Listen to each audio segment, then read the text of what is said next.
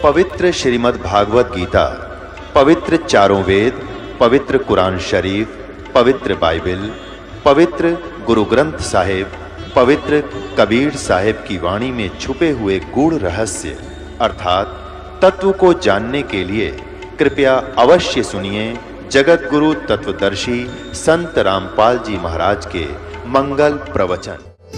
क्योंकि जो 20-20 वर्ष से उन संतों के पास साधना करें, आज रो रहे हैं माथे में हाथ मार के, जी हमने कुछ नहीं पाया, कान भी दाब के देख लिया, कई घंटे बैठ के देख ली, ये थोड़ी बहुत धुनसी सुना है और प्रकाश भी आगे कोई उपलब्धि ही नहीं है। अगर इसी से प्रभु मिलना होता ऐसे करके कान दबा कर नाक बंद करके, तो इतने बड़े शास्त्र लिखने की क्या आवश्यकता थी? भगवान 2 लाइन लिख देता, ऐसे कर लिया करो भाई, हो जाता बेड़ा पार। नहीं तो ये नकली दूध बेच रखे काल ने, अरे बाप के सामने इनकी जो अंतिम सोच, क्योंकि 2-2, 3-3 पीढ़ी होगी इनके पंथ चलता है। अब ये भी नहीं कह सकते हम कुछ और बतावा थे, ये कुछ और बतावा थे। इन नकली दूतों को मालिक ने सही कैच कर लिया और सबकी लिखी हुई लेखनी के अपने कर कमलों द्वारा दास के पास उपलब्ध है, सबको कंप्यूटर फीड करके सीडी बनाकर समाज में भेज दी, रजा कबीर परमेश्वर की। अब आज कोई बालक नहीं, सब बुद्धिजीवी बहन बेटी भाई नौजवान बालक बच्चे मेरे परमात्मा की प्यारी आत्मा, और अब ये सब समझ जाएंगी। पहले क्या होता था? शास्त्रार्थ करा करते। शास्त्रार्थ कौन करते? 2 बैठ जाते कि इधर एक इधर। अब वो आपका कुछ भी कहते, इन गोली आत्मा जिन्हें कुछ भी नहीं ज्ञान, वो क्या फैसला देंगी? जिसकी ज्यादा ताड़ी बज जाती वो जीत गया, वाह जी वाह वाह, अले वो फाइनल हो जाता। और दोनों एक जैसे गंवार थे, क्योंकि अभी तक अगर इनको ज्ञान होता तो समाज में होता ये शास्त्र का ज्ञान जो आ जा रहा है, और शास्त्र में विद्वान है पहले से। आप कहते शास्त्रार्थ करो हमारे साथ, ये शास्त्रार्थ तो हो रहा है, तुम्हारे लिखे हुए लेख मेरे पास है और शास्त्र में दिखा रहा हूँ, ये सामने देखो, फैसला करे समाज। ऐसा होता है। अब ये सब ठीक हो जाएगा, पर थोड़ा सा समय लगेगा, 1 साल 2 साल और ये टीटा करेंगे, फिर सीधे हो जाएंगे, क्योंकि इनका बेसलेस बिल्कुल निराधार ज्ञान है, ना शास्त्रों से मिलती कोई इनकी उपलब्धि न है, और उन महापुरुषों ने जिन परमात्मा को पाया उनसे भी मेल नहीं खाती। तो ये सब समाज रिजेक्ट कर देगा इनको, और फिर ये एक रस भक्ति हो जाएगी, ना हम नारे नारे रहे, क्योंकि हमारे पूर्वज ना पहले कोई हिंदू था, ना मुसलमान, ना सिख, ना ईसाई। द्वापर से पहले कोई दिखा दो, और द्वापर के बाद ये मजहब बने हैं। ये मजहब संतान मजहब नहीं बनाए, गुरु नानक देव जी ने सिख धर्म नहीं बनाया, और ईसा जी ने ईसाई धर्म नहीं बनाया।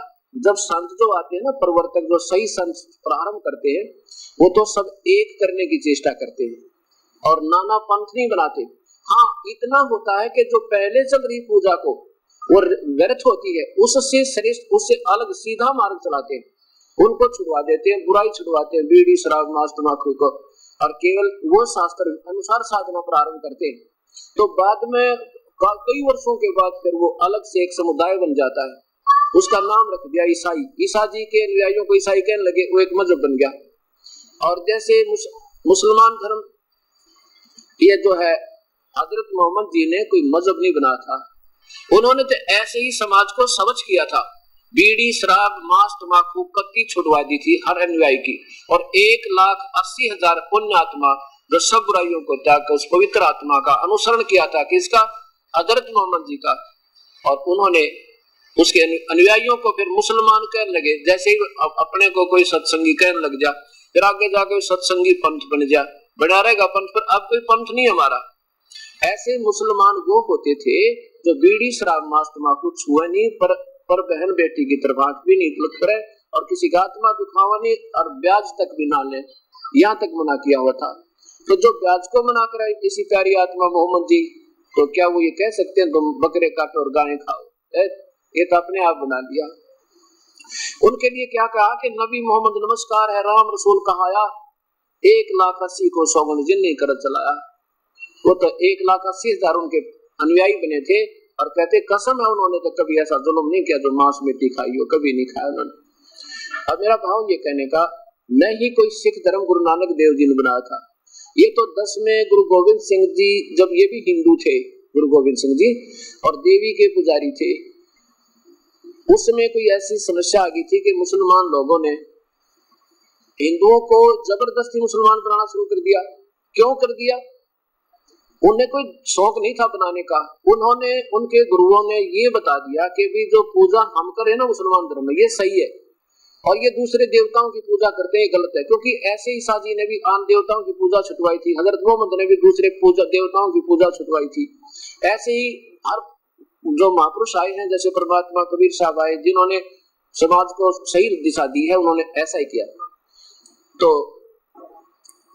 मुसलमानों ने ये सोच रखा था कि हिंदू तो और देवी देवता पूजते, ये बेचारी आत्मा बॉडी ये गलत रास्ता पकड़े हुए, इनको क्यों ना हम मुसलमान बना के इनको सतमार्ग दे दे, जैसा उन्होंने अपने सतमार्ग को घना बढ़िया मान रखा था। अच्छा, फिर जैसे उनकी ये दृष्टिकोण था, जैसे बच्चे को दूध ना पीवे तो माँ बोलो बुला के या जबरदस्ती ले बेटा पी पी पिला देती है, और या जैसे बालक बीमार हो माता पिता पकड़ कर जबरदस्ती भी इंजेक्शन लगा देते हैं, चाहे वो रोए चाहे राजी रहे, तो वो काम बन जाए उसका, वो स्वस्थ हो जाए। ऐसे दृष्टिकोण से मुसलमानों ने अपनी क्रिया को हिंदुओं से अच्छा मान कर, क्योंकि ये आन उपासना करते हैं, इसलिए जबरदस्ती भी अगर ये हम सतमार्ग दे देंगे तो इनका बना होगा, सोचा दिन नहीं था।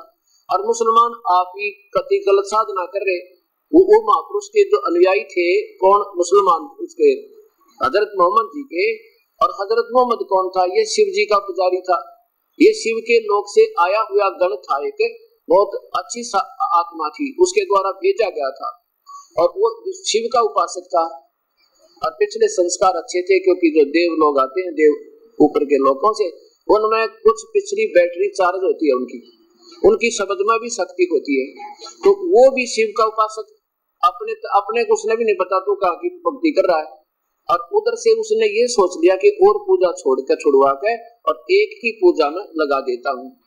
अब ये मुसलमान भी शिव के उपासक तमोगुण के, और ये भी पूजा ठीक नहीं, इन्होंने अपनी पूजा को अच्छा मान कर इसलिए हिंदुओं से मुसलमान बना रहे थे।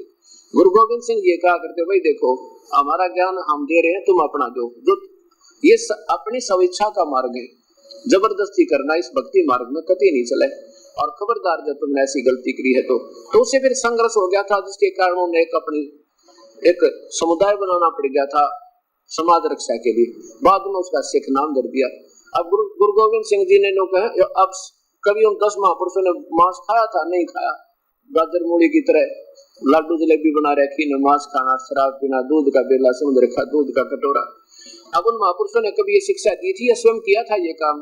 फिर सिख कहाँ हो जाता? सिख तो वो है जो अपने पूर्वजों का अनुसरण करें, उनके कदमों का कदम रखकर चले। तो ऐसे अब क्या कहते हैं, एक बात पकड़ रखी इन सिखों ने, बकरा बढ़ा था, उन्हें तो जीवित भी कर दिया था, तुम करके दिखा दो, तुम तो बढ़ सकते हो और खा सकते हो, उसको जीवित नहीं कर सकते, पाप के भागी हो रहे हो। तो आपने सोचना चाहिए उसमें अपने पूर्वजों की तरफ उन्होंने क्या देना चाहा था, हम कर क्या रहे। ऐसे हिंदू धर्म में देख लो, मुसलमानों को हिंदू इसलिए बुरा बताया करते, वो मांस खाते थे, और ये हिंदू देख लो जाको घर बच गया होता है, काली की आड़ लेकर काली बकरे मांगे, अजीब चटोरी कसाई की जो बैठा पुजारी बनके उस देवी की आड़ में बकरे कटवावे, दारू चढ़वावे और फिर पीवर खावे, और उनको दोषी बनवावे बेचारों को, गलत जो ना दान करवा के। अब हिंदू धर्म में सबसे ज्यादा बिजली पड़ गई मांस और शराब की, और हुक्के की टालना, तम्बाकू पीवे, सल्फा पीवे, अफीम खावे। तो ना तो अब हिंदू रहे हम, ना मुसलमान, ना सिख, ना ईसाई, क्योंकि हम उन हमारे पूर्वजों के पद चिन्हों से, उनकी जो गाइडलाइन से नीचे उतर गए, तो पंथी कहाँ रहे हम। तो कहने का भाव ये है दास का, हम उसी पॉइंट पर आते हैं कि अब वासुदेव के ऊपर बात चल रही थी। वासुदेव, अब श्री कृष्ण वासुदेव नहीं, क्योंकि विष्णु के अवतार थे, और विष्णु जी केवल एक ब्रह्मांड में एक विभाग के मंत्री वासुदेव नहीं हुए, वो तो सर्वव्यापक नहीं हुए, वो तो केवल एक विभाग में व्यापक है मंत्री। और इनके पिता एज ए चीफ मिनिस्टर 21 ब्रह्मांड में रोल करे, अपने हर ब्रह्मांड में वो स्वयं मुख्यमंत्री का रोल करता है, अलग अलग ब्रह्मा विष्णु महेश रखता है। और वो ब्रह्म जो है केवल एक 21 ब्रह्मांड में व्यापक, वो भी सर्वव्यापक नहीं, और विष्णु भी सर्वव्यापक नहीं, क्योंकि विष्णु जी के अवतार श्री कृष्ण जी, वो भी सर्ववासुदेव नहीं हुए। अब फिर देखिए ब्रह्म और परब्रह्म के, ये है सब ब्रह्मांडों का एक लघु सांकेतिक चित्र है। ऊपर तो अनामी लोग, फिर अगम लोग, और फिर नीचे अलग लोग। ये तो वैसे अंदाजा सा वैसे रखा शायद, क्योंकि जगह के अभाव की, क्योंकि हमने इसको जिसको बता लेना है उसी को विस्तृत करना होता है। अब ये है सतलोक, ये सतलोक, और इसमें ये है वासुदेव भगवान पूर्ण ब्रह्म सतपुरुष कबीर साहब, ये वासुदेव है, ये है वो वासुदेव, ये पूर्ण ब्रह्म अकाल मूर्त सब स्वरूपी राम सतपुरुष परम अक्षर पुरुष पूर्ण ब्रह्म, इसी को कहते हैं। ये सतलोक में रहता है, यह एक निज स्थान मालिक का ओर है जहाँ पर ये विराजमान होता है। तखत है इसका, यानी वो बहुत बड़ा गोमज बना हुआ है। यहाँ देखिए नीचे ये है वो, नीचे फिर यही आइए, यहाँ पर है वो 21 ब्रह्मांड काल के जो अभी देखे थे आपने, ये 21 ब्रह्मांड काल के जो अभी आपने देखे थे, ये समझो, और जिसमें ये एक ब्रह्मांड है। अब ये ब्रह्मांड ये समझो, अब यहाँ आएगी आपकी फिर वही उसी समय आ जाएंगे। अब ये एक ब्रह्मांड है, इस एक ब्रह्मांड में ब्रह्मा विष्णु महेश केवल एक स्वर्गलोक पृथ्वीलोक और पाताल लोक में विभागीय मंत्री इनमें व्यापक है बस।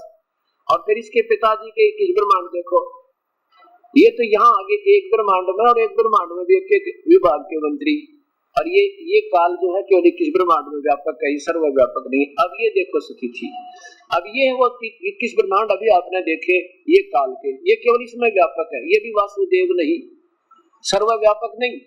और फिर ये देखो 7 संग ब्रह्मांड पार ब्रह्म के, ये 7, ये ब्राउन कलर दिखा है, ये 7 संग ब्रह्मांड ये है पर ब्रह्म के, यानी अक्षर पुरुष के, ये भी सर्वव्यापक, ये भी वासुदेव नहीं, ये भी केवल इतने ब्रह्मांडों में व्यापक है। और ये देखो वासुदेव सर्वव्यापक, सर्वव्यापक यानी अपने सारे ब्रह्मांडों में भी व्यापक, पर ब्रह्म के 7 संग ब्रह्मांडों में व्यापक, और काल के भी 21 ब्रह्मांडों में, और इन ब्रह्मा विष्णु महेश के विभाग में भी यही व्यापक है। ये है वो वासुदेव। अब देखो जैसे अपने एक स्टेट में ऐसे मंत्री भी होते हैं, फिर मुख्यमंत्री है, तो ये सर्वव्यापक नहीं है, केवल अपने विभाग में अपने क्षेत्र में व्यापक है। प्रधानमंत्री फिर सारे देश में व्यापक समझो। मान लीजिए पूरी पृथ्वी का कोई राजा हो, एक चक्रवर्ती राजा हुआ करते पहले, तो वो समझो सर्वव्यापक। अब हम अपने देश के राष्ट्रपति और प्रधानमंत्री को की तरफ संकेत करेंगे कि वो समझो सर्वव्यापक, वो है वासुदेव। तो अब उस प्रधानमंत्री की तुलना में एक प्रांत का मंत्री क्या अहमियत रखता है, और इसको कोई वासुदेव बताओ, मंत्री को कोई प्रधानमंत्री बनाओ एक स्टेट के मंत्री को, तो वो शिक्षक ठीक नहीं, उसमें जानकार नहीं कती, वो अनजान आदमी बुकार है आपको, और फिर उसके नौका जा मैं तेरा काम करा दूं, तो वो कति मूर्ख समझना। तो इन संतों को ऐसे जानना होगा आपने कि ये कहे तो हम सतलोक बतावांगे, एबीसी का ज्ञान नहीं, तो ये नकली है ना, वो उनसे मिले भी नहीं है जिनसे मिलाना चाहते, वो आपको धोखा दे रहे हैं, वो अप्रोच ही ठीक नहीं है। अब पवित्र गीता जी के अध्याय नंबर 7 के श्लोक नंबर 19 का ऐसे समझना है, क्या कहते हैं, बहुनाम जन्मानाम ज्ञानवान माम प्रपद्यते, बहुत जन्मों के बाद ये बुद्धिजीवी लोग मेरी पूजा करते हैं, कोई ज्ञानी आत्मा, और वो वासुदेव सर्वमिति ये बताने वाला, तो वो संत बड़ी मुश्किल में लगा अर्जुन, बहुत मुश्किल, अति सुदुर्लभ। आज वही बात आपके सामने आ चुकी है। जब थोड़ा सा भी दिमाग समाज में होगा ना, भक्ति की तरफ इंटरेस्ट होगा किसी का, अब चूकेगा नहीं, कोई बच्चा भी लाइन पकड़ जाएगा। देखिएगा श्रीमद् भगवत गीता, ये गीता प्रेस गोरखपुर से प्रकाशित है, अध्याय नंबर 7 का श्लोक नंबर 19 देखो। 18 तो आपने देख लिया, 18 भी आपने देखा, अनुतमाम, या इन्होंने अनुतम का अर्थ क्या लिखा, अति उत्तम है तेरेगी, अति उत्तम, अनुतम, अनुतमा माने अति उत्तम होता है कभी। अब 24वें श्लोक में इसी लेखक ने अप्रिय कलम से अनुतम का अर्थ क्या लिख दिया, अति, अनुतम, ये ठीक लिख दिया, अनुतमम, अति, अनुतम, अनुतम लिख देते यहाँ पर, चलो बात खत्म हो जाती। अनुतम का अर्थ अनुतम, और यहाँ अनुतम का अर्थ क्या लिखा है, अति उत्तम। ये देखो अनुतमा माने अति उत्तम, और वहाँ अनुतम माने अनुतम। अनुतम तो ठीक है, तो पढ़ गए भगवान अपनी भक्ति ने अनुतम तो बता ही नहीं सकता, फिर और किसकी करेंगे। इनका सारी समझ में आई को कहानी, क्योंकि ये सर्वज्ञ नहीं थे, ये ज्ञानी नहीं थे, ये संत नहीं थे, ये तो असंत था जिनको अपने सिलेबस का पता नहीं, संत बने बैठे। ये देखो, तो कहने का भाव ये 19वां देखो, बहुनाम जन्मानाम अंते, बहुत जो जन्मों के अंत में को ज्ञानवान माम प्रपद्यते, बहुत ही बुद्धिजीवी ज्ञानी, और भी कभी किसी जन्म में सूत बैठा, मेरी भक्ति कर ब्रह्म तक ना नीचे वाली भक्ति हो जे रहते। और आगे क्या लिखा, वासुदेव सर्वमिति, ये बताने वाला कि वो वासुदेव परमात्मा को सर्वव्यापक भगवान है ना, पूर्ण ब्रह्म, वो है सब कुछ, सर्वम सब कुछ, उसी वही पूजा के योग, वही पाप कर्म काटने वाला, मौत टालने वाला, उम्र बढ़ाने वाला और काल की कारागार से छुड़ाने वाला, बंदी छोड़ वो है। ये बताने वाला स महात्मा सो दुर्लभ, वो संत बड़ी मुश्किल से मिलेगा। अब देखो कल मैंने 24 तक आपको 23 तक बता दिया था, अब 24 में क्या कहता है ये काल भगवान, यही 7वें अध्याय का 24वां श्लोक क्या बताया है कि बुद्धिहीन व्यक्ति मेरे अनुतम अविनाशी परम भाव को नहीं जानते, मेरे घटिया, फिर देखो मेरे घटिया नियम को नहीं समझते कि मैं कभी किसी के सामने ज्यों का तू, जैसा अर्जुन को दिखाया था ना, मैं ये हूँ भाई देख ले काल, ऐसा नौका मैं सामने आता नहीं हूँ तो मैं आकार में, लेकिन जैसे कोई माँ ब्रह्मा बन गया, कि तब माँ विष्णु बन गया, कि तब माँ शिव बनकर दर्शन दे दी, ऐसे तो दिख जाता हूँ धोखा देने के लिए, पर मैं जैसा हूँ एज इट इज कभी किसी को दर्शन नहीं दोया, कसम खा रखी है, इसने प्रण कर रखा। जो माँ अपने बच्चे तो जो बाप लोग का छुप कर रहता तो घटिया है, वो उसका घटिया कर्म है, इसलिए अपने को घटिया भी कह रहा है, भाई मेरा सहत जो बुरी बात मेरी, ये मेरा घटिया नियम तो है, पर मैं कभी किसी के सामने दर्शन ना दूं। इसका ये कहने का भाव कि बुद्धिहीन पुरुष मेरे अनुतम यानी घटिया अश्रेष्ठ अविनाशी परम भाव को नहीं जानते। अव्यक्तम, अब देखो इन्होंने तो ऊट पटांग लिख दी, मन इंद्रियों से परे मुझ सच्चिदानंद परमात्मा को मनुष्य की भांति जन्म कर, हाँ ये ठीक है, मनुष्य की भांति जन्म कर।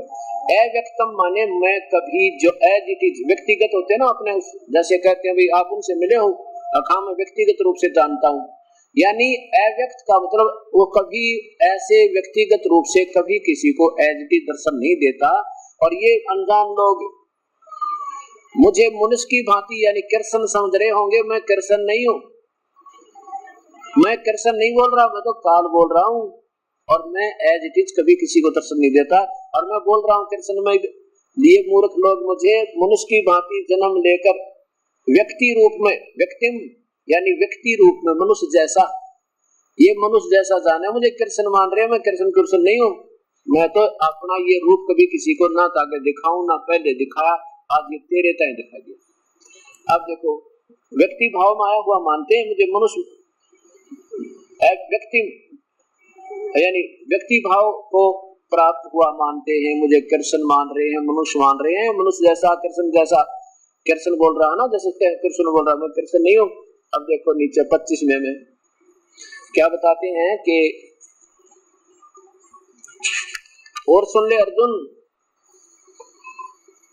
ये 25वां देखो यहां से शुरू होगा, अपनी योग माया से छुपा हुआ मैं सबके प्रत्यक्ष नहीं होता, मैं गुप्त रहता हूँ तो आकार में, पर मैं सामने नहीं आता, जैसे आ जाएगा तेरे पास, ये 21वें ब्रह्मांड में रहता काल वहां पे, मैं सबके प्रत्यक्ष नहीं होता, इसलिए यह अज्ञानी जन समुदाय मुझ जन्म रहित अविनाशी परमेश्वर को नहीं जानता, मुझको जन्मने मरने वाला समझता है। वैसे तो इसका श्लोक अर्थ तो दास ने लिखा है गहरी नजर गीता, वहां पढ़ना, पर अब मैं यही बताऊंगा तो आपको जचेगी, और यदि मैं अपनी सुनाऊंगा बनाई हुई तो आप कभी नहीं मानोगे, पहले इनके द्वारा ही आपके हृदय में ये सच समाई जाएगी, और फिर आप एक एक शब्द को पकड़ने लग जाओगे, कहाँ बोल रहा है दास। अब ये क्या कहता है कि मैं तो कभी इस कृष्ण की तरह आता है को ना, ये मूर्ख लोग मुझे जो है ना इस तरफ मुझे जानते नहीं ढंगता है, इसलिए मुझे यहाँ अपने, मैं तो छुपा रहता हूँ, अपनी शक्ति से इतनी दूर चला जाता हूँ, और ये लोग मुझे मनुष्य की तरह आया हुआ कृष्ण मान रहे, मैं नहीं, वो नहीं हूँ। आगे देखो 26 में, हे अर्जुन सर्व में बीते हुए को, वर्तमान में और आगे होने वाले सब भूतों को मैं जानता हूँ, पर तू मुझको कोई नहीं जानता, कोई भक्ति श्रद्धा भक्ति रहित पुरुष नहीं जानता, कोई भी नहीं जानता। कहने का भाव ये है कि देखो अब पिता की उत्पत्ति ने कौन जाने, पिता तो सारे की उत्पत्ति जाने, काल से जो बने हैं उन्हें सब जाने, मुझे कोई नहीं जानता, क्यों पहले तो सामने आता ना, अब फिर ऐसी गुप्त छुप गया तो ना ब्रह्मा ने मेरा, ना विष्णु, ना शिव जी ने मेरा पिता कौन है।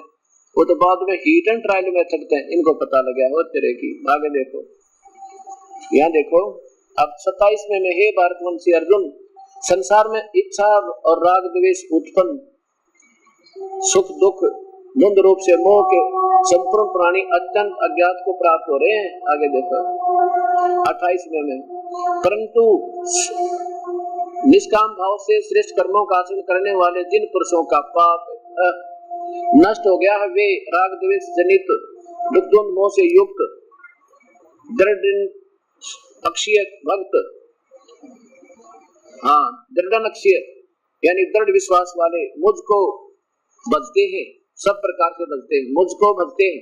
आगे देखो 29 में, अब देखो क्या बताता है कि वो जरा मरण मोक्षाय माम आश्रित है। जन्म यानी मृत्यु और जन्म से पीछा छुटाने के लिए कोशिश कौन करता है। अब पहले थोड़ा सा मौखिक बताया गया, 10 तब समझ में आएगा आपके। अब क्या कहना चाहता है 29 में, अब पूरा अध्याय सुना रहा हूँ, नहीं तो सोचेंगे कि इन महाराज जी का ना अपने जो श्लोक सेट हो रहे हैं उन्हें तो सुना दे, बाकी छोड़ दे है जो इसके जो इनके ज्ञान में बाधक बनते होंगे। तो ऐसा ये पूरा करने के लिए आपको लगातार ये 7वां भी और इसी के साथ 10 श्लोक 8वें के और सुनाऊंगा। इन दोनों का एक दूसरे से सीधा लिंक है, इसी प्रक्रिया से इसका संबंध है। अब ये काल के क्या कह रहा है कि माम आश्रित है, जरा मरण मोक्षाय माम आश्रित यतंती, ये ते जो मेरे इस दिए हुए ज्ञान के ऊपर आश्रित हो जाएंगे और फिर उस संत ने ढूंढ लेंगे जो परम तत्वदर्शी है, और फिर उनको पूरा तो आध्यात्मिक ज्ञान हो जाएगा, कौन भगवान कितना है, उसकी क्या उपलब्धि है, उसे कितना लाभ होगा, कहां तक वो हमें राहत दे सके, तो वो संपूर्ण आध्यात्मिक ज्ञान से परिचित हो गए। और फिर वो तो भाई यहाँ से जन्म और मृत्यु से छुटवाने की पीछा छुटवाने की कोशिश करेंगे, इसलिए भक्ति करेंगे, ना तो फिर और कोई यहाँ की इच्छा करके लिए वो भक्ति नहीं करते। उनको ये पता लग जाएगा मैं काल हूँ और सबको खाता हूँ, मेरी उपलब्धि से जन्म मृत्यु नहीं मिट सकता, कर्म दंड कटे नहीं। फिर वहां विष्णु महेश की पूजा खुद व्यर्थ बता रहे स्वयं। कहते इस ज्ञान ने जो सही मान लेंगे, इस पर आश्रित हो जाएंगे, मेरा मम आश्रित है, मेरे पर फिर आश्रित हो गए। अर्थात क्योंकि हमने काल को का सहयोग लेना है, हमने पहले इसका जो मंत्र है वो जाप करना है ताकि ये हमारी ऋण मुक्त कर दे, इसका कर्जा उतर जाए। जैसे हमने किसी से 10 लाख रुपए ले रखे हो, अब वो तो जब तक नहीं पैसे देंगे तो उसका बोझ बनाए रहेगा, और पैसे दे देंगे शाबाशी देगा, बड़ी अच्छी बात हो जा भाई कर आराम बड़ी हो गया। ऐसे कहता कि माम आश्रित है, मेरे आश्रित हो गए, पहले हमने इसका ऋण देना है, बहुत योग हो गया, हमने इस काल के लोक में चक्कर काट जाने, इसी की सुविधा प्राप्त करते हैं और इसी के गधे कुत्ते सूर बनकर हमें सजा देकर कर्म दंडों को ऐसे भुगतवाता है। और पूर्ण परमात्मा इन कर्मों को काट देगा जो 84 लाख में हमने भोगने थे, वो कबीर परमात्मा के पास आ सकती है। तो ये क्या बता रहा है कि मेरे आश्रित होकर जो ये यतंती कोशिश करते हैं भक्ति करने की, ते वो विदु तत्परम, वो उस परमात्मा को जानते हैं, और किसको, अध्यात्म कर्म और सारे अध्यात्म को, अखिलम और सारे कर्मों को, अखिलम माने सारे कर्मों को समझ गया, कौन कितना लाभ दे, उसकी भक्ति तो क्या होगा, तो वो है उस परमात्मा की भक्ति करते हैं। वो तो उस ब्रह्म को जान चुके हैं, वो परमात्मा कौन है, तत्ब्रह्म, तत्ब्रह्म माने वो परमात्मा। एक तो ब्रह्म सीधा तो यहाँ का भगवान काल है, और तत्ब्रह्म, पूर्ण ब्रह्म, परब्रह्म, वो दो भगवान अलग से है। अब क्या बताता है, अब देखिए वो अध्याय नंबर 7 का अब अंतिम श्लोक आगे, ये तो 29 और 30, फिर 8वां शुरू होगा। अध्याय नंबर 7 का और श्लोक नंबर 29 देखो,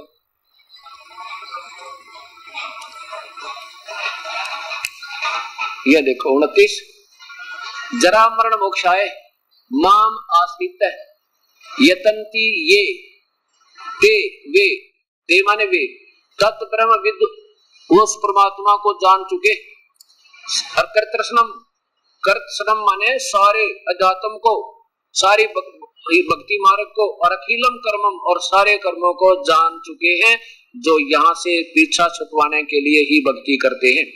अब देखो 29 में क्या लिखा है, इनकी हिंदी देखो,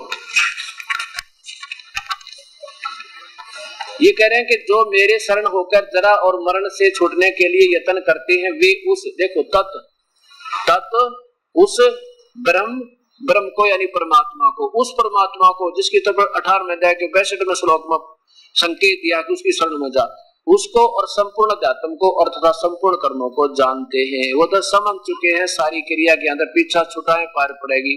असंग जन्म हो गया हमने पशु और पक्षी बनत्या ने, असंग जन्म हो गया जन्मते और मरत्या ने।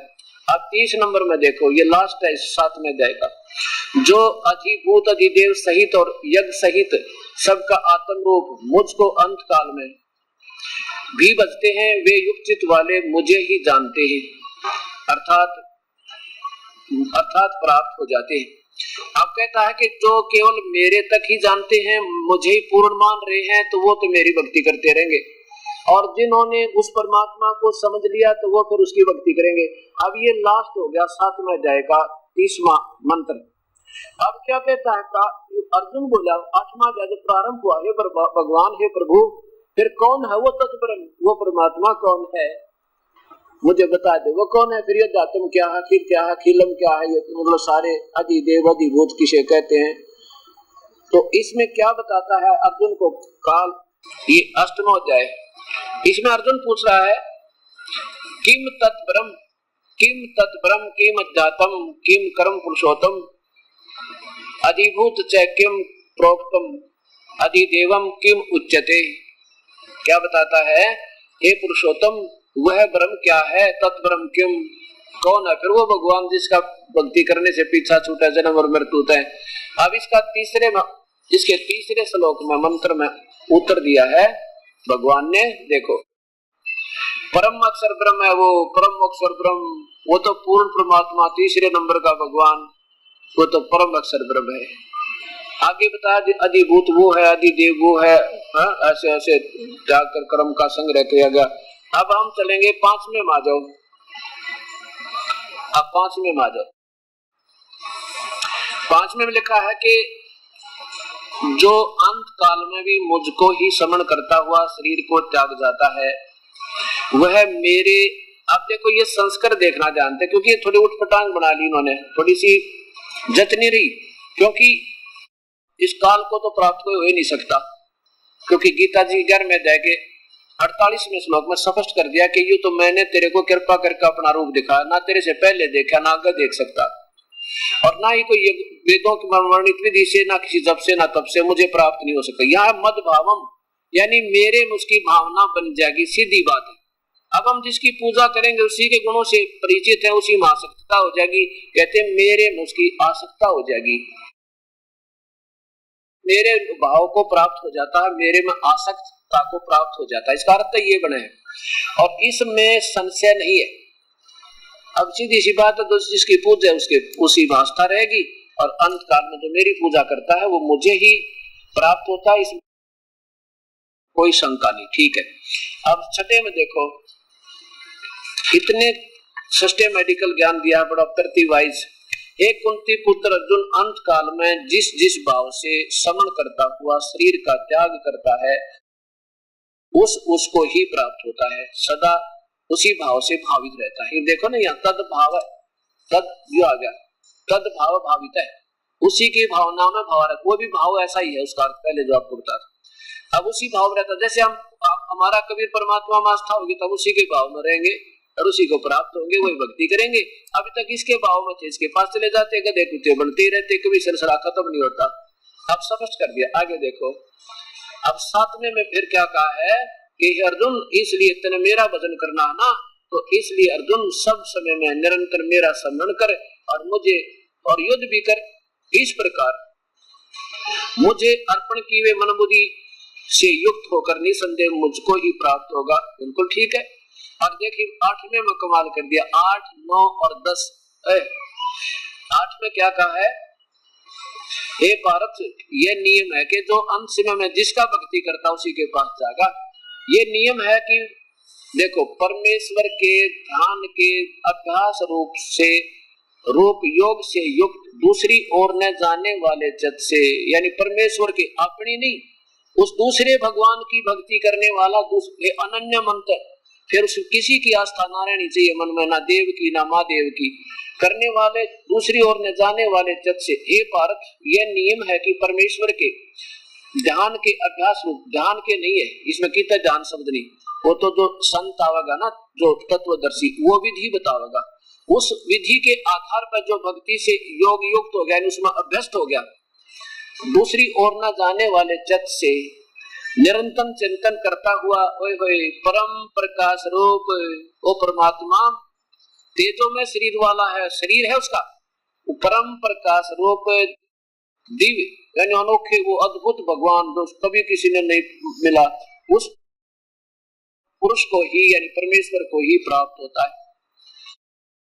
8 में बता रहे हैं, 8वें के में कि जो ये नियम है कि जो उस परमात्मा की भक्ति करता हुआ तत्वदर्शी संत से नाम लेकर वो भी अनन्य मन तक रखे और देवी देवता के चक्कर में ना पड़े, तो भाई फिर उसी परमात्मा को प्राप्त होता है। अब 9वें में देखो, अभी तो ये काफी समय हो गया हमारे सत्संग सुनते हैं, जो पढ़े लिखे शिक्षित बहन बेटी भाई है, अब समझेंगे इसको। देखना 9वां है संस्कार, देखो कवियम, ये वैसे कबीर परमेश्वर की तरफ संकेत है, लेकिन हमने इसको नहीं पहले कहा क्योंकि यो सोचेंगे तो तुक्के मारे तो कबीर लिख रहा, क्या कबीर थोड़ा है।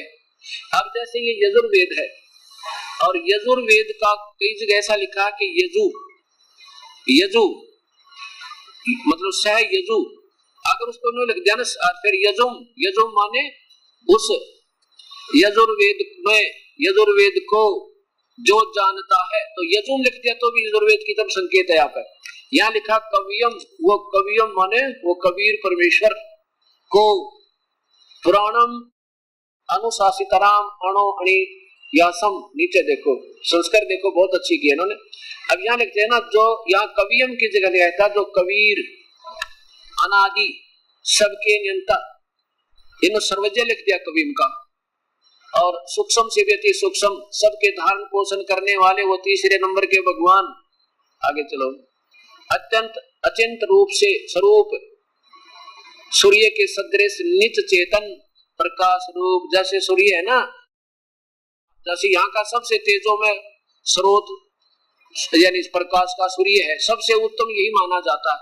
ऐसे वो परमात्मा का शरीर भी इतना तेजो में है और शरीर है और ऐसे तेज है उसका, जैसे सूर्य है तो तेज है, सूर्य नहीं तो प्रकाश किसा, तो वो सूर्य के सदृश नित्य चेतन प्रकाश रूप अविद्या से अति प्रेम सचिदानंद घन परमेश्वर का स्मरण करता है, वह भक्ति युक्त। 10वें में लगातार इसके 10वां 8वें अध्याय का, वह भक्ति युक्त भक्त यानी भक्ति से उस परम संत के द्वारा बताई हुई भक्ति के अनुसार साधना करता हुआ, मंत्र का जाप करता हुआ उसे युक्त अंत काल में योग बल से, योग बल माने उस भक्ति की कमाई के धन के शक्ति तय, उस की हुई कमाई पुण्य धर्मों की कमाई के योग बल माने भक्ति की शक्ति तक किए हुए नाम की कमाई की शक्ति से बरकुटी में, क्योंकि शरीर छूटने के बाद ही हम वहां जाएंगे, इतने जा नहीं सकते।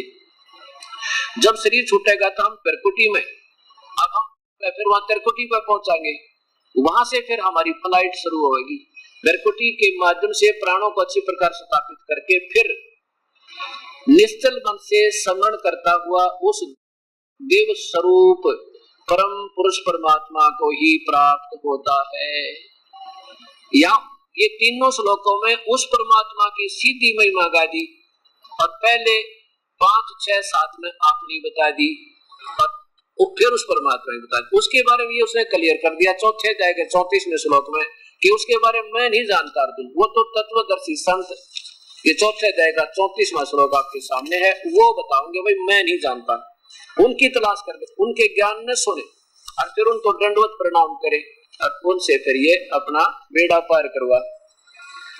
4थे अध्याय नंबर 4 का और श्लोक नंबर 34 देखिएगा।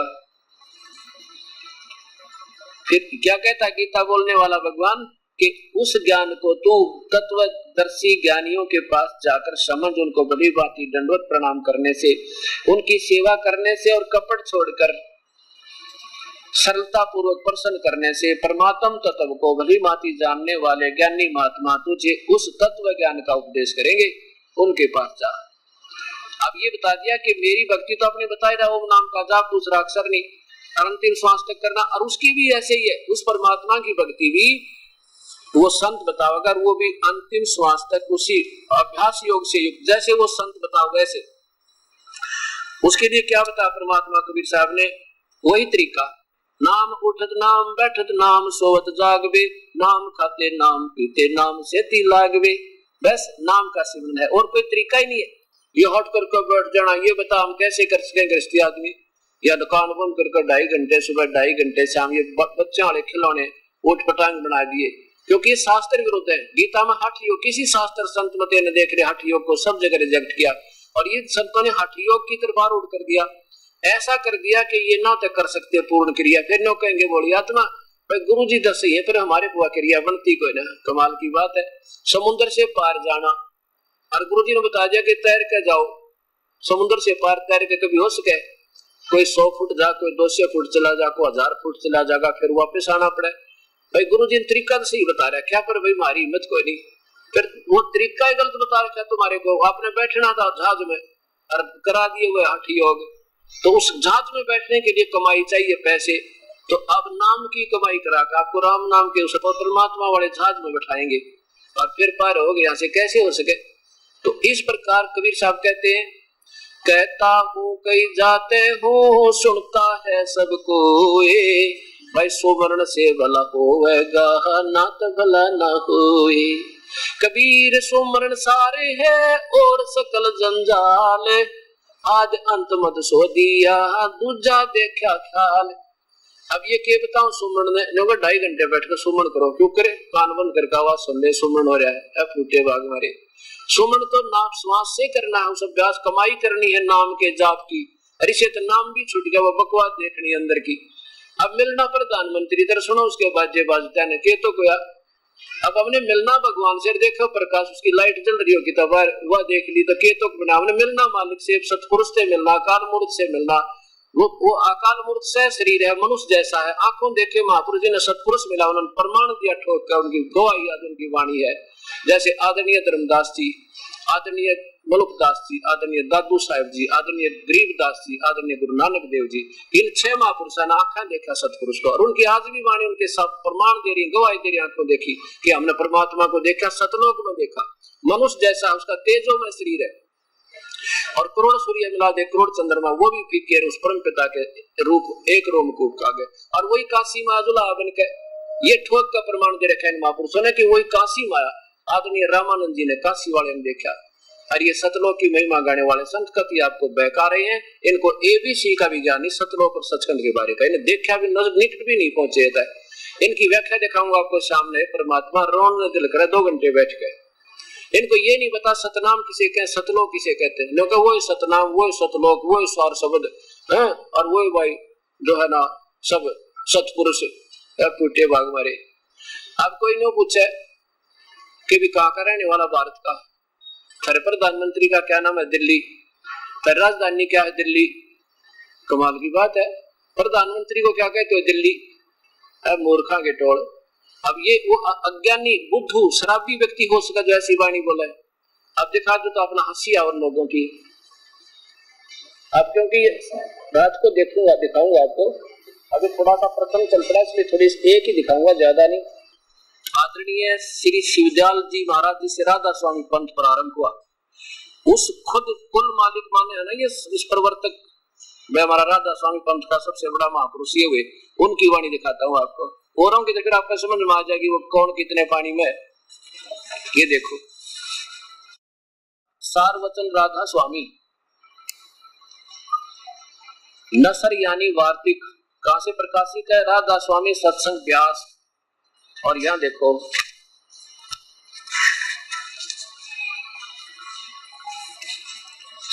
ये है प्रकाशक है, प्रकाशक देखो SL सौंधी, सेक्रेटरी राधा स्वामी सत्संग व्यास जिला अमृतसर। अब ये क्या बताया है कि हजूर साहब ने, ये है श्री शिवदयाल जी महाराज, आदरणीय श्री शिवदयाल जी महाराज, हजूर स्वामी महाराज जी महाराज, इन्होंने अपने मुख से जो कुछ वचन कहे इनको कहा राधा स्वामी दयाल की दया, राधा स्वामी सहाय।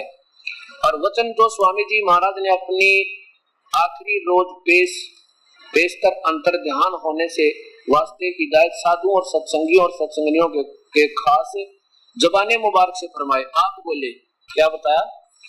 पहले तो ये बताया कि राधा स्वामी मेरा पंथ नहीं। ये देखो, इसके साथ ये इसका मिलाना जरूरी हो गया। अब ये जो की तो इसमें लिखी है इन्होंने, ये देखिए पहले, सार्वजन राधा स्वामी छंद बंद,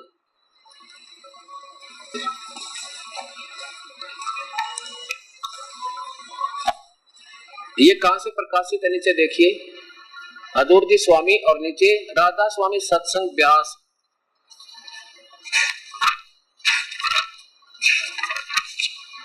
ये वही है, सेक्रेटरी प्रकाशक है सार्वजन छंदबंद प्रकाशक एसएल सौंधी, सेक्रेटरी राधा स्वामी सत्संग व्यास, डेरा बाबा जयमल सिंह, जिला अमृतसर पंजाब।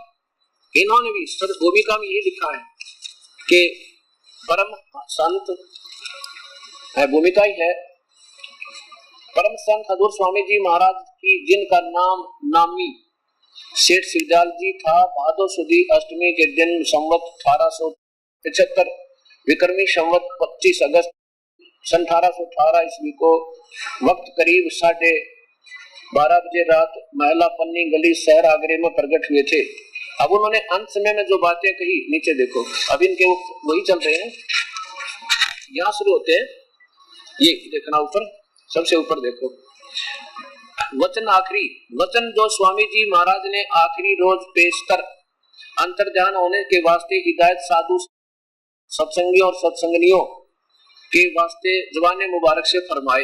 इसका 5 नंबर देखो यहाँ पे। एक तो ये बताते हैं कि फिर स्वामी जी महाराज ने राय साहेब शालिग राम और कुल साधुओं सत्संगियों व सत्संगनियों की तरफ मुतवज्जह होकर फरमाया कि जैसा मुझको समझते हो वैसा ही अब मेरी पत्नी राधा जी को समझना और राधा जी और छोटी माता जी को बराबर समझना। इसमें ये नहीं लिखा मेरी पत्नी, वैसे मैंने हिंट दिया है, वो कहा कि राधा जी को ऐसा ही समझना। और नीचे संकेत है इन्हीं का कि असली नाम माता जी का, इनकी धर्म पत्नी जी का माता नारायणी देवी जी था, लेकिन चूंकि सेठ प्रताप सिंह साहब जी जिन्होंने ये वचन लिखे हैं, उनको राधा जी के नाम से पुकारते थे, इसलिए यहाँ राधा दर्ज है।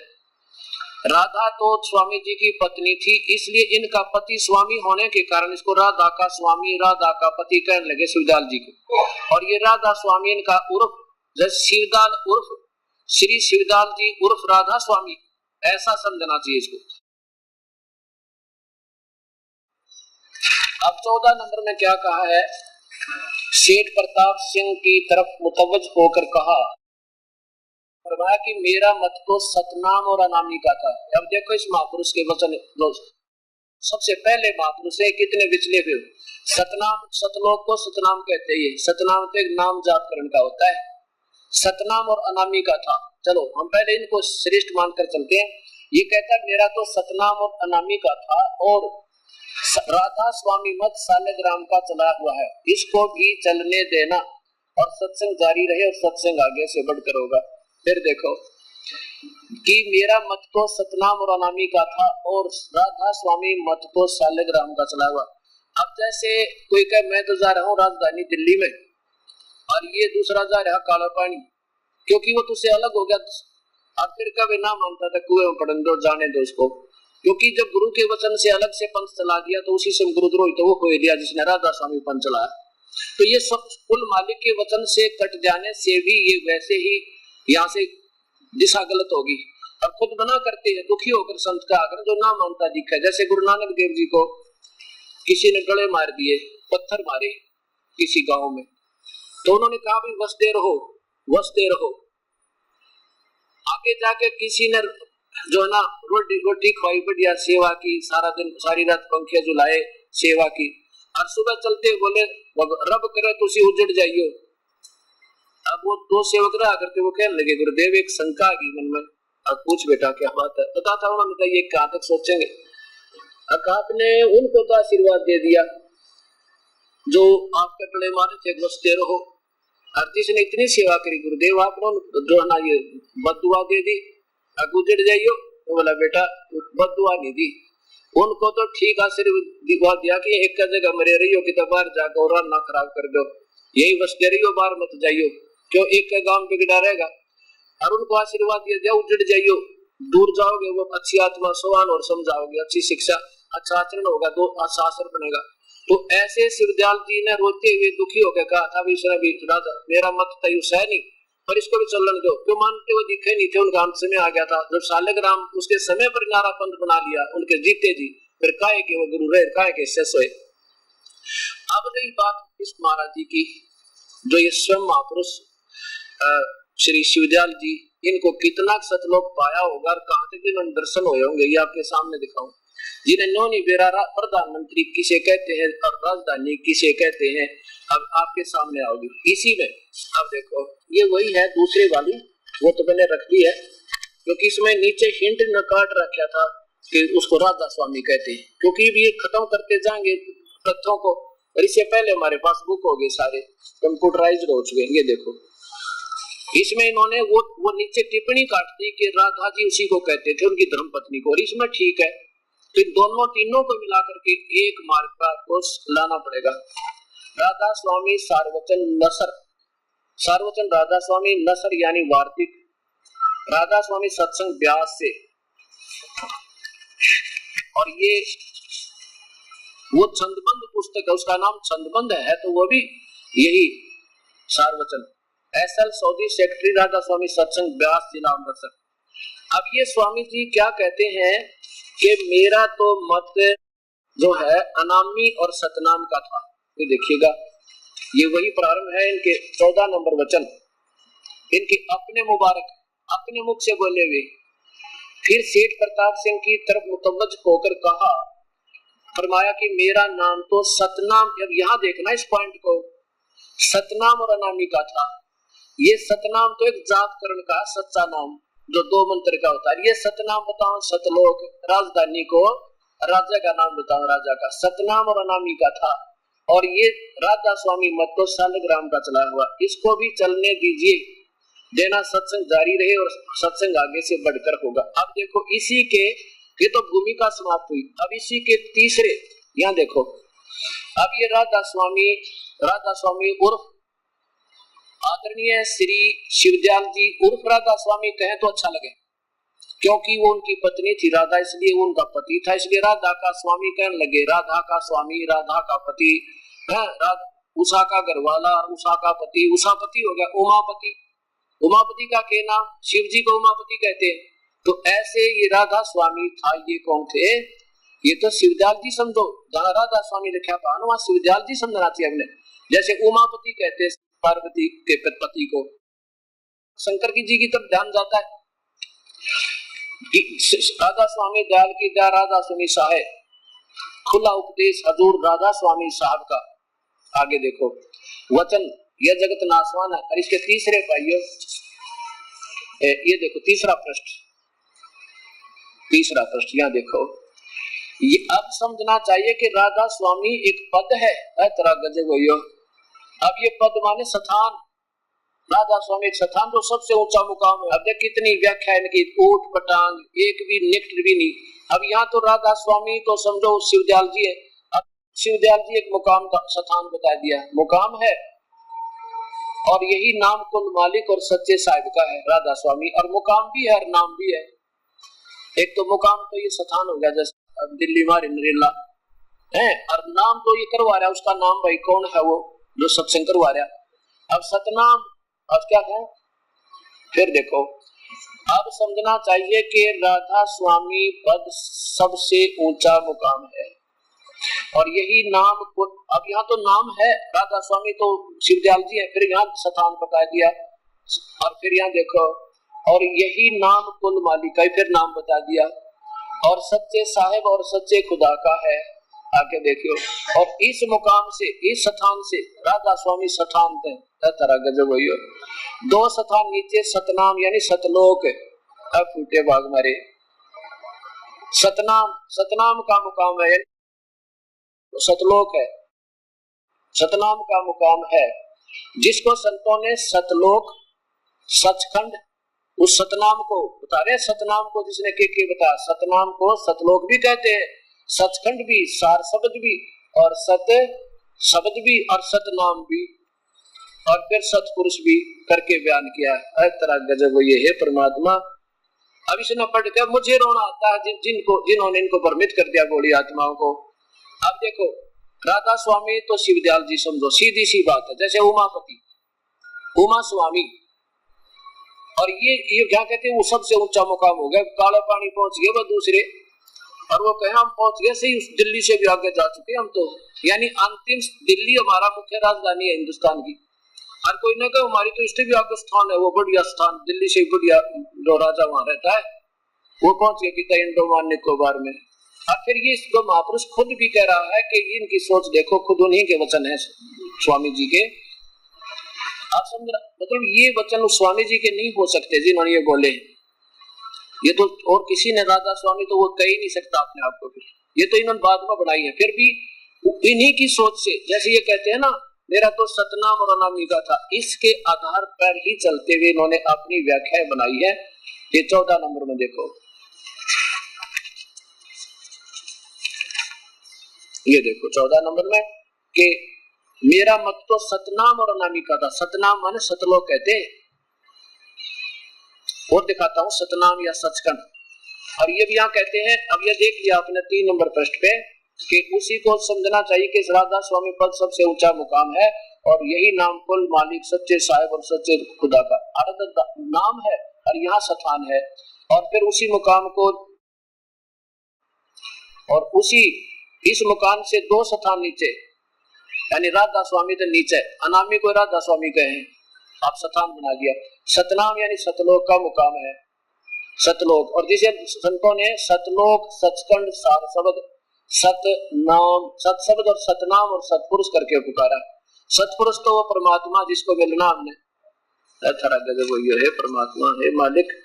अब मुझे शर्म आओ बार बार में बताने में, ये यूं सोचेंगे कि ये महाराज जी निंदा करते सभी के, यो शर्म आओ मुझे, और लेकिन बताए बिना रहा नहीं जावे। अब देखो सीधा दिखाता हूँ आपको एक और इन्हीं महापुरुषों की, इन्होंने सैकड़ों पुस्तक बना दी, हर 100 तक कम से की कीमत ना है, और इन बड़ी आत्माओं ने लाइब्रेरी बना रखी अपने घर पर सबने, क्योंकि संतों की वाणी कद कद मिले। अब देखो ये सावन सिंह जी महाराज, नीचे देखो, और ये कहां से है, संत मत प्रकाशन भाग 3 प्रकाश, परम संत हजूर महाराज बाबा सावन सिंह जी के सत्संग, राधा स्वामी सत्संग ब्यास, जिला अमृतसर पंजाब से। अब इसके 76 नंबर पृष्ठ पे ये क्या कहते हैं, सतनाम या सचखंड, सतनाम या सचखंड। ये देखो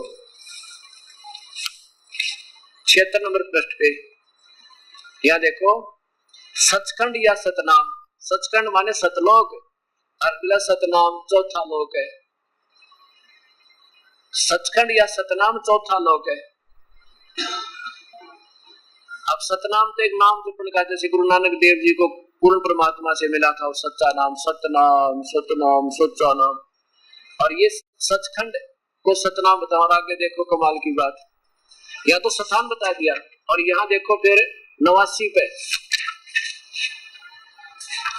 या और तोड़ पाट दिया महापुरुष ने।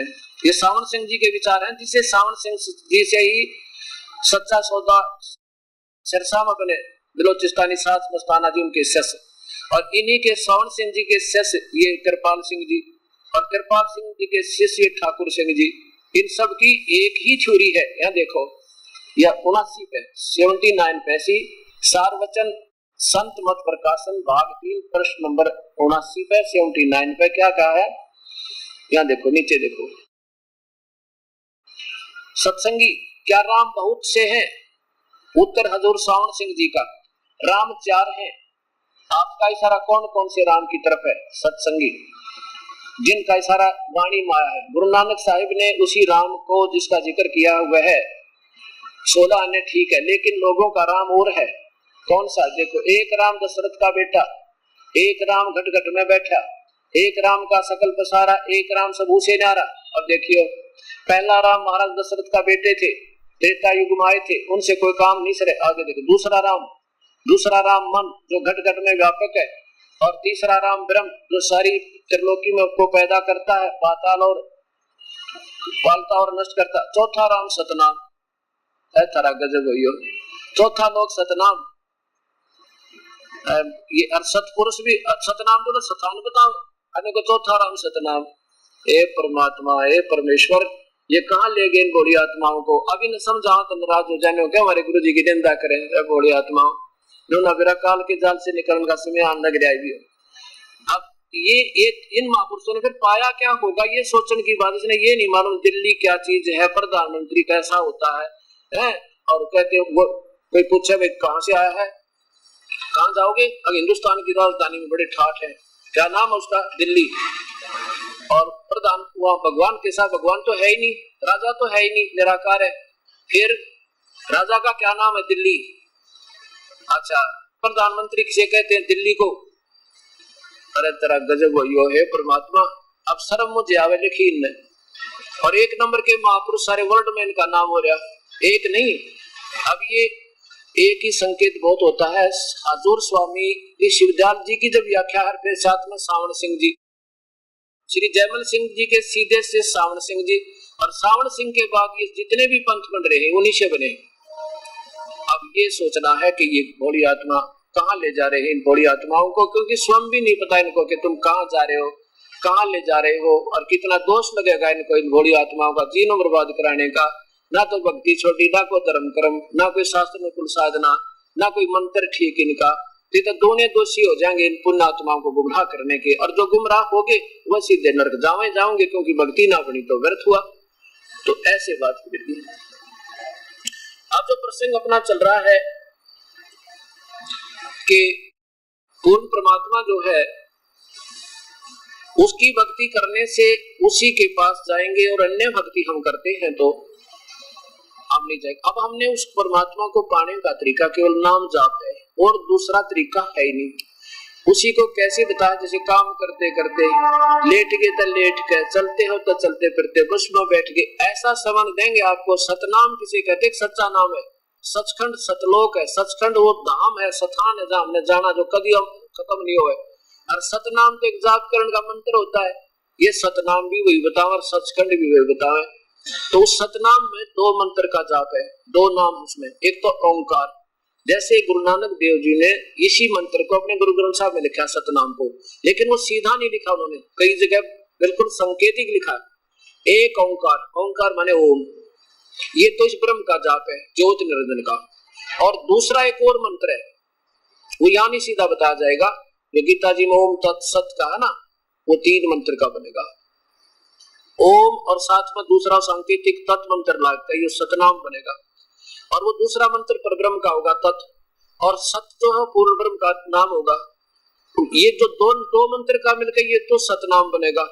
और जब इसके साथ तीसरा और बन जाएगा, फिर ये सार शब्द बन जाएगा, सार नाम बन जाएगा। सार नाम कहो चाहे सार शब्द कहो, एक का बात से। और उस सतनाम अलग है, जब तक सतनाम जाप किया जाएगा तब तक वो सतनाम रहेगा। और फिर इसके साथ एक मंत्र और जोड़ा जाएगा, फिर ये सतनाम ना रह करके सारनाम हो जाएगा। तो ऐसे सतनाम अलग है, सारनाम अलग है। फिर ये जो है ना, सतलोक में तो हमने जाना जो स्थान है, और सतनाम से पाना है। बताओ, ये इनकी व्याख्या उस महापुरुष के जिसने राधा स्वामी सत्संग का जो सिरताज बताते हैं, तो बाकियों के पास क्या ज्ञान होगा। प्यारी आत्मा, तुम आप सोचना होगा, तुमने दास का कोई उनसे द्वेष नहीं, और कोई उनसे लेना देना नहीं कि मैं उनको गलत बताऊं या उनकी निंदा करूं। तो निंदा करने से पहले परमात्मा मेरी जीभ कट जा, यही प्रार्थना करता हूं। लेकिन अब जैसे कोई एक बार 500 का नोट चला था, नकली, किसी ने नीच आत्मान छाप दिया और बोली आत्मा गुमराह हो रही थी, वो नुकसान उठाती, तो सरकार ने दोनों दिखा दिए टीवी पर, ये तो नकली है भाई, ये असली, इसमें ये लक्षण नहीं मिल रहे हैं। तो क्या वो सरकार निंदा कर रही थी आपकी? आपका फायदा कर रही थी या निंदा कर रही थी? आप सोचना, आपका फायदा कर रही थी, ना जाने कितना लूट ले जाते आपको, फिर अंत में दुख पाते। अब जितने लूट लिए वो तो लूट गए, उनका बने कि फिर आगे सावधान तो हो जावा। ऐसे प्रार्थना है ये दास की कि अब तो सोच समझ लो, जो भक्ति चाहिए था वहां तो इतने टोल इकट्ठे हो गए, यहाँ देख लो, मेरे ख्याल में 500 आदमी मुश्किल था पाए। आप पुण्यकर्मी प्राणी हो, और उन संतों के मार्ग में लगने से बेचारी भक्ति शास्त्र गुरु साधना करने से हम पाप बढ़ रहे हैं, पुण्य कोई नहीं। इसलिए पाप पुण्य कर्मी प्राणी करा सके वो दूसरा आ नहीं पाएगा। लेकिन कुछ समय में क्या होगा कि आप उनको समझाओगे जा जाके, और आपके सत्संग आपके वचन सुन के उनके जो कुछ सत्संग ऐसा होता है, कुछ ऐसे वचन सुनने से उनका जो वो अज्ञान अंधेरा है वो हट जाएगा, और फिर उस परमात्मा की कथा सुनने से कुछ पुण्य बन जाएंगे उनके, उस परमेश्वर की कथा सुनने से भी पुण्य बनते हैं, और फिर वो आने लग जाएंगे। थोड़े दिन में देख लेना, या बैठा नहीं दिखा करूंगा आपको, इतनी संगत होगी। क्योंकि अभी तो पता है ना इन बोली आत्माओं के हमारा पिता कहाँ है, अब तो कहाँ जाने कहाँ भरम भटक रहे हैं। जिस दिन वो पता लग जाएगा, डांटे नहीं डटे और ढूंढे नहीं पाओगे, वो सब अपने पास आ जाएंगे और उनका बेड़ा पार होगा। कोई गुरु बदलने में कोई पाप नहीं, किसी को कोई पाप नहीं है। पहले तो ये गुरु कैसे जिसने यो नहीं मालूम हमने जाना का मार्गदर्शक सही नहीं तो जाए उसको छोड़ने में पाप के साथ वो तो पुण्य होगा आपको, बल्कि आपकी जान बच जाएगी। और जैसे एक डॉक्टर से इलाज ना होता, दूसरा बदलता, तीसरा बदलता, 6 बदलने पड़ जाए, जान बचाए तो पार पड़ेगी। ऐसे ही गुरु बदलने में कोई पाप नहीं। बोलो सतगुरुदेव की जय।